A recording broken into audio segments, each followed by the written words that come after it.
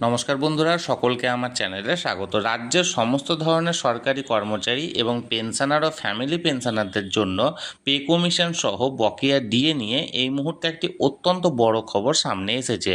কী সেই খবরে কী বলা হয়েছে সকল কিছু আজকের ভিডিওতে বিস্তারিতভাবে আলোচনা করব। ভিডিওটি অত্যন্ত গুরুত্বপূর্ণ, তাই প্রথম থেকে শেষ পর্যন্ত অবশ্যই ধৈর্য সহকারে দেখবেন এবং ভালো লেগে থাকলে অবশ্যই একটি লাইক করবেন এবং সকলের সঙ্গে শেয়ার করবেন।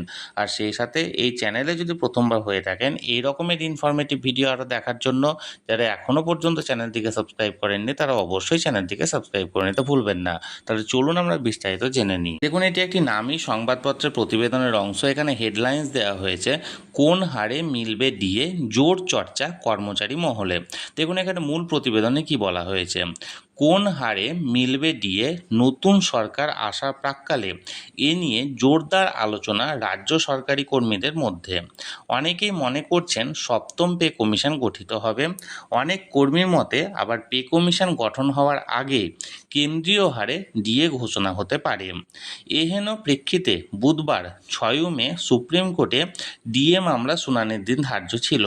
তার ঠিক আগের দিনই রাজ্যের পক্ষ থেকে শুনানি পিছিয়ে দেওয়ার জন্য শীর্ষ আদালতে আবেদন জানানো হয়েছে বলেই সূত্রের খবর। কলকাতায় এসে বিজেপির ইস্তেহার প্রকাশ করেছিলেন কেন্দ্রীয় স্বরাষ্ট্রমন্ত্রী অমিত শাহ। সেখানে উল্লেখ ছিল, ক্ষমতায় আসার 45 দিনের মধ্যে সপ্তম বেতন কমিশন চালু হবে। ফলে আশায় বুক বেঁধেছেন সরকারি কর্মীরা।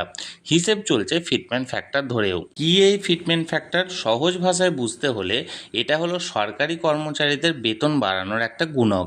ধরা যাক কারো বেসিক বেতন 10,000 টাকা এবং যদি ফ্যাক্টর 2.57 হয় তাহলে নতুন বেসিক বেতন হবে 10,000 গণিত 2.57 সমান 25,700 টাকা।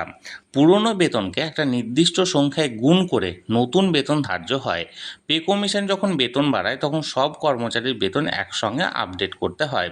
সহজভাবে হিসেব করার জন্য এই ফ্যাক্টর ব্যবহার করা হয়। অল ইন্ডিয়া কনজিউমার প্রাইস ইন্ডেক্সের ওপর ভিত্তি করে এই গুণক ঠিক হয়। তবে সরকারি আধিকারিকদের একটা বড় অংশের মতে 4% ডিএ নিয়েও প্রশ্ন রয়েছে। চলতি বছরের অন্তর্বর্তী বাজেটে 4% হারে ডিএ বৃদ্ধির ঘোষণা করেছে রাজ্য সরকার। 1 এপ্রিল থেকে 4% হারে ডিএ বাড়ার কথা রাজ্য সরকারি কর্মচারীদের, তবে তা নিয়ে এখনও কোনো অর্ডার হয়নি। ফলে নতুন সরকার এসে এই 4% ডিএ নির্দেশ কার্যকর করবে নাকি নতুন হারে ডিএ দেবে তা নিয়েও চর্চা চলেছে। এখন কেন্দ্র ও রাজ্যের ডিএর ফারাক হচ্ছে 42%। সরকারি কর্মচারী পরিষদের সভাপতি দেবাশিস শীল বলেন, বিজেপি শাসিত রাজ্যে ডিএ নিয়ে কোথাও আন্দোলন হয়নি। ত্রিপুরা সরকার সবচেয়ে কম 41% ডিএ দেয়। নতুন সরকার ডিএ নিয়ে যে প্রতিশ্রুতি দিয়েছে সেটা রাখবে বলে আমাদের বিশ্বাস। তার সবচেয়ে বড় প্রমাণ হলো মঙ্গলবার ডিএ মামলার 3 সপ্তাহের জন্য মামলার শুনানি স্থগিত রাখার আদেশ জানানো হয়েছে। অন্যদিকে পশ্চিমবঙ্গ রাজ্য সরকারি কর্মচারী ফেডারেশনের সাধারণ সম্পাদক মলয় মুখোপাধ্যায়ের বক্তব্য, রাজ্য সরকারের advocate on record Kunal Mimani supreme কোর্টের রেজিস্ট্রারের কাছে একটা বিশেষ আর্জি পাঠিয়েছেন মামলাটি 3 সপ্তাহ পিছিয়ে দেওয়ার জন্য।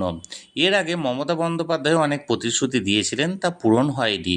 তবে এবার প্রধানমন্ত্রী, স্বরাষ্ট্রমন্ত্রী বেতন কমিশন ডিএ নিয়ে আশ্বাস দিয়েছেন। কর্মচারী সমাজও তাদের ওপর বিশ্বাস রাখছে।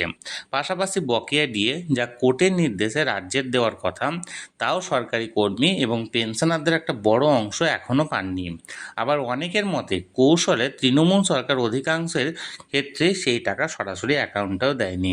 ফলে তা নিয়ে অনেকের মনে প্রশ্ন রয়েছে, আদৌ টাকা মিলবে তো? দেবাশিসের আশ্বাস, এই সব টাকায় নতুন সরকার দেবে।